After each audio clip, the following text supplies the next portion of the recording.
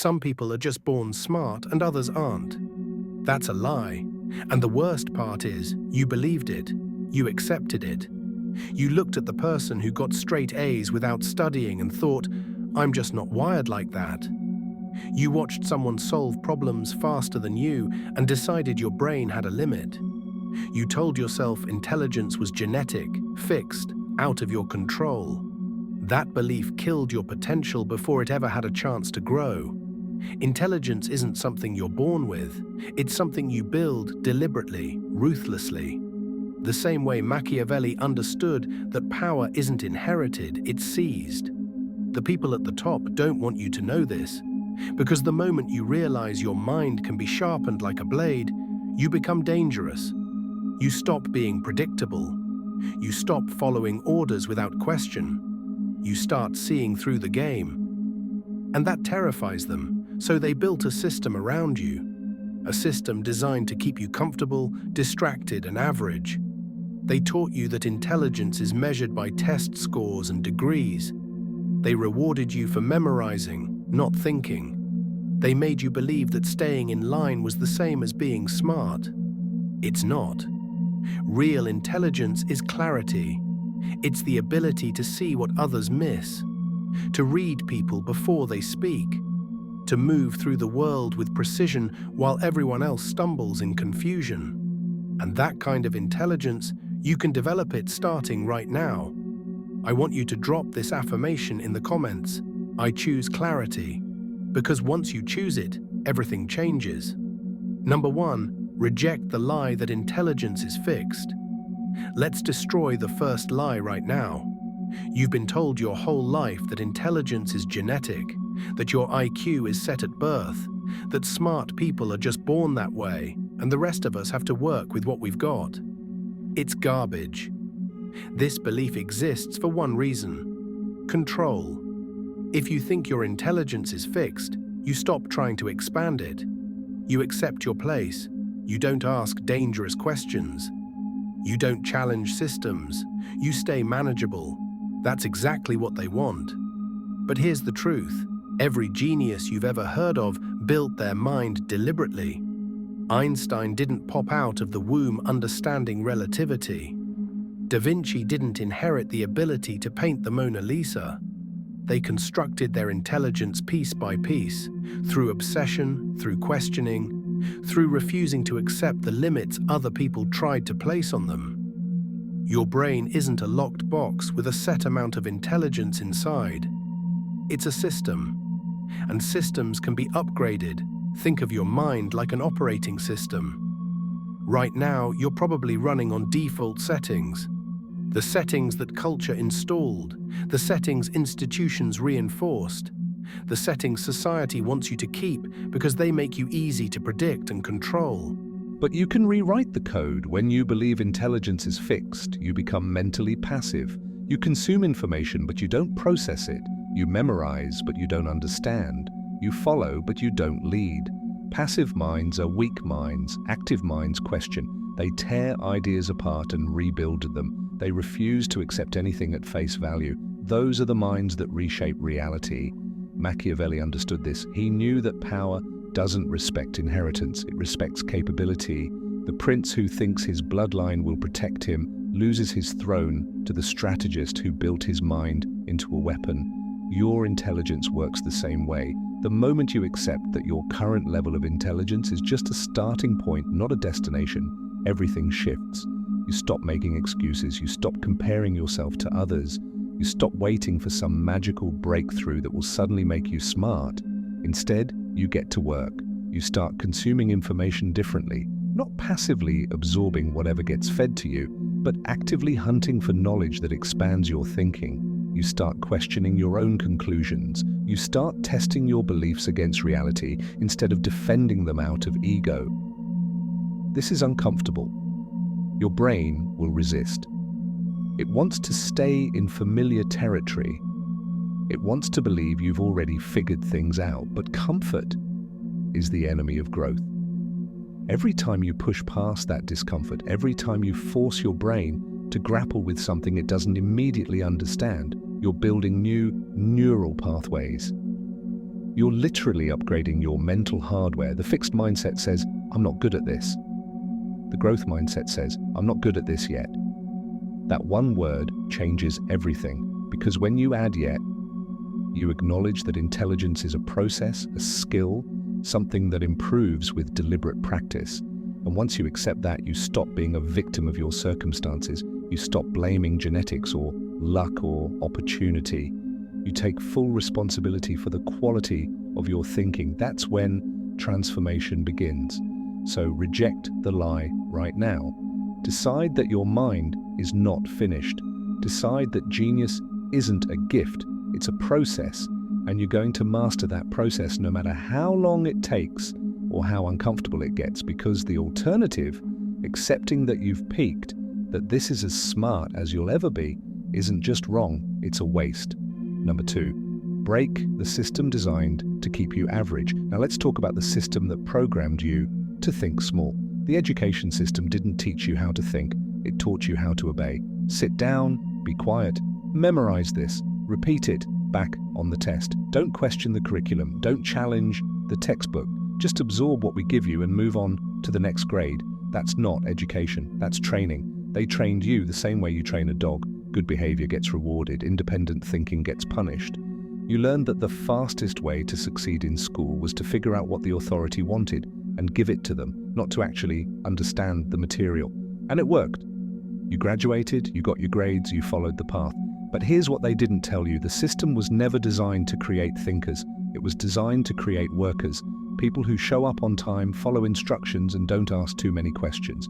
Because thinkers are dangerous. Thinkers see patterns, they notice inconsistencies.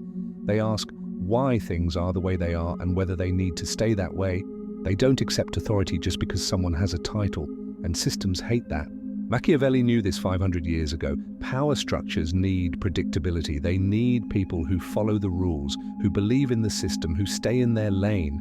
The moment you start thinking deeply, really thinking, not just repeating smart-sounding phrases you heard somewhere, you become unpredictable.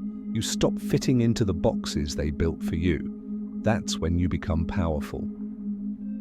Intelligence isn't about having a degree or a high IQ score. Those things measure compliance, not capability. Real intelligence is the ability to see through the game, to understand why people do what they do, to recognize when you're being manipulated and choose a different move.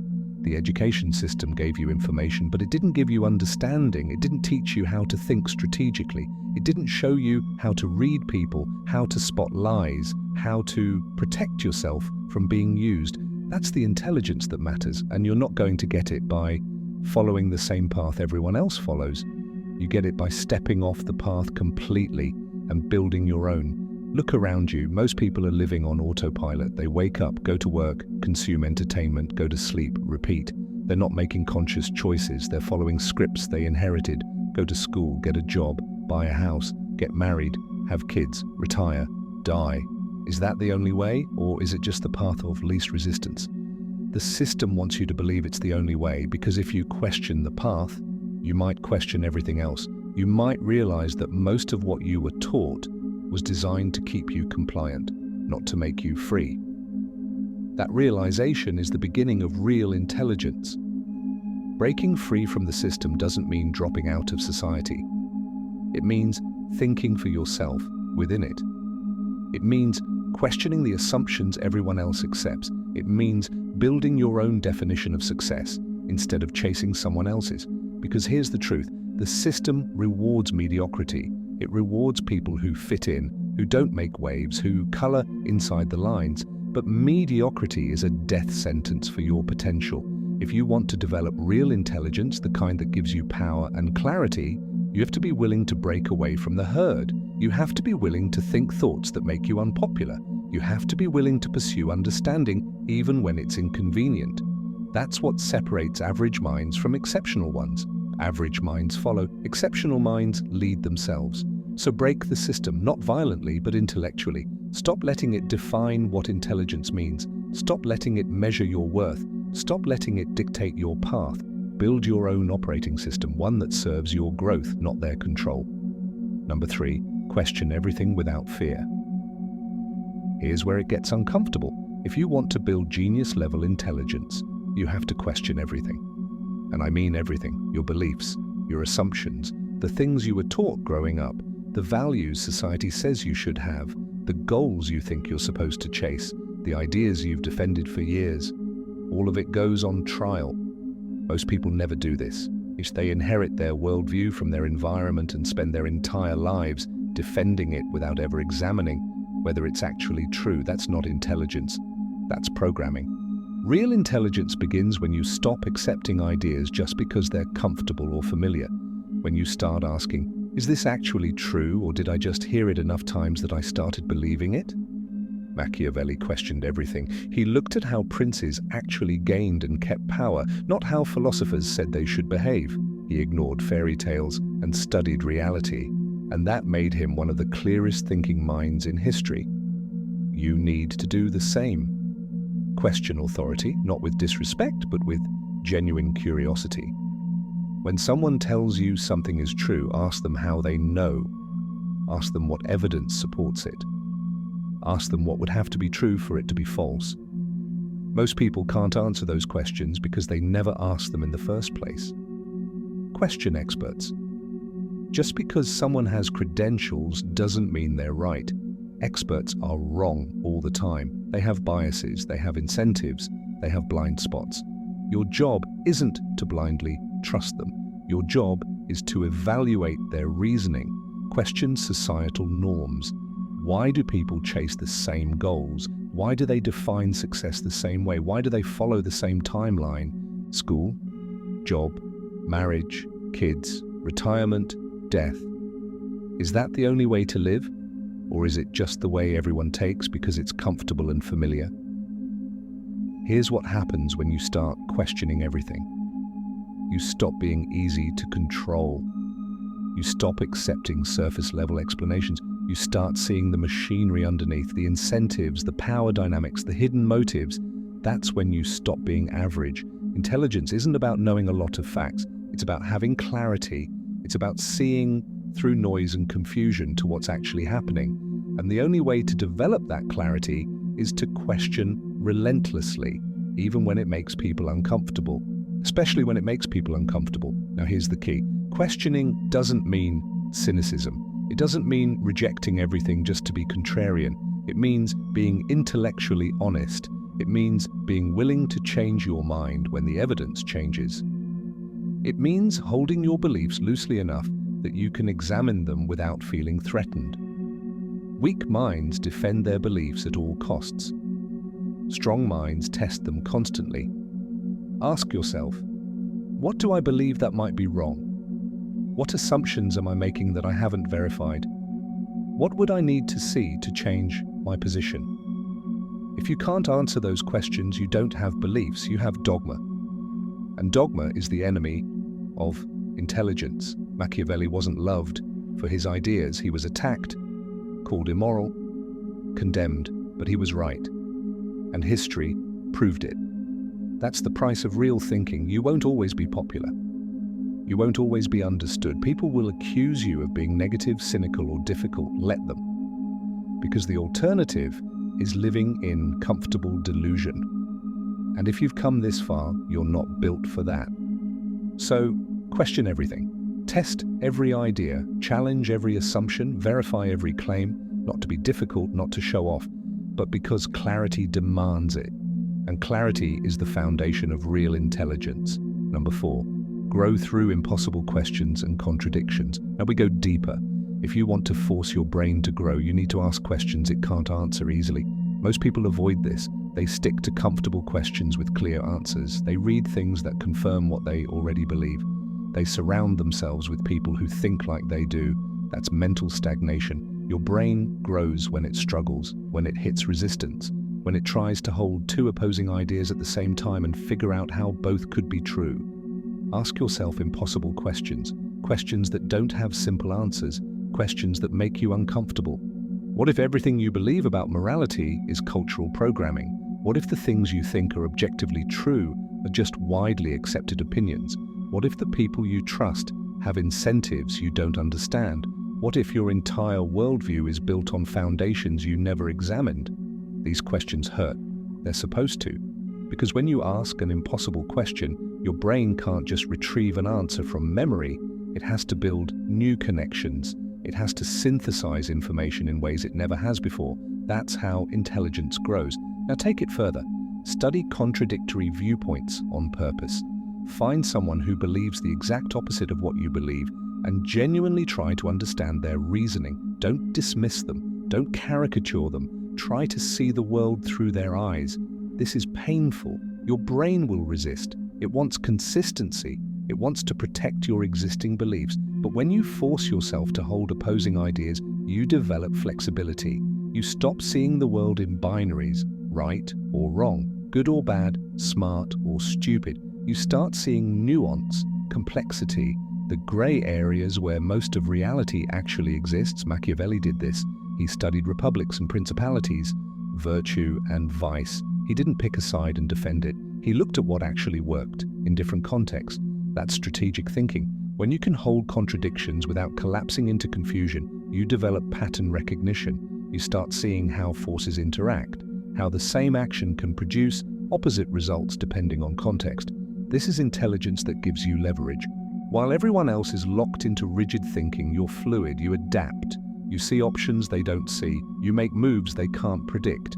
That's power. Study opposing ideologies, not to argue, but to understand. You'll start seeing that both sides carry truth and blindness. And suddenly you're operating above the argument. You're seeing the whole board. After that comes synthesis. You connect the dots. You find the pattern beneath the contradiction. You build frameworks that explain reality better than any single belief system. Synthesis is the highest form of intelligence. Machiavelli did this with power. You can do it with anything if you're willing to sit with discomfort long enough. Most people quit when thinking gets hard. Don't be most people. Number 5, consolidate attention and destroy fragmentation. Here's the enemy you didn't know you had. Distraction. Your attention is under attack every second. Notifications, scrolling, short videos, constant stimulation. This is killing your intelligence. Deep thinking requires sustained attention.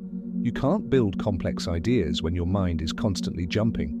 Fragmented attention creates a fragmented mind. You skim, you scroll, you consume thousands of ideas and absorb none of them. That's not intelligence, that's noise. Genius requires silence. Machiavelli had silence, long stretches of uninterrupted thinking. That's how he saw what others missed. Reclaim that, put your phone in another room. Sit with one idea, no music, no noise, just you and the thought. Your brain will panic. It's addicted to stimulation. Ignore it. On the other side of that discomfort is clarity. Focus is power. In a world where everyone is distracted, the person who can focus has an unfair advantage. Protect your attention, guard it. Your attention is your intelligence. Waste one, waste both. Number 6, weaponize knowledge through human insight. Knowledge alone is useless. Intelligence is what you do with it. And the most valuable application of knowledge is understanding people. Machiavelli studied human nature, fear, desire, loyalty, betrayal. That's real intelligence. Observe people, watch what they say and what they avoid. Notice how they act under pressure. Listen to what they don't say. Ask yourself, what does this person want? What are they afraid of? When you understand that, behavior becomes predictable. You don't need to manipulate, you just need to see clearly. The smartest people are often quiet, they're observing. This is how intelligence becomes leverage. Number 7, establish mental sovereignty. This is where you become untouchable. Mental sovereignty means you own your mind. You don't think for approval. You don't fear rejection. You see reality and act on it. If you need validation, you don't have thoughts. You have a popularity contest. Sovereign minds think independently. They decide based on clarity, not consensus.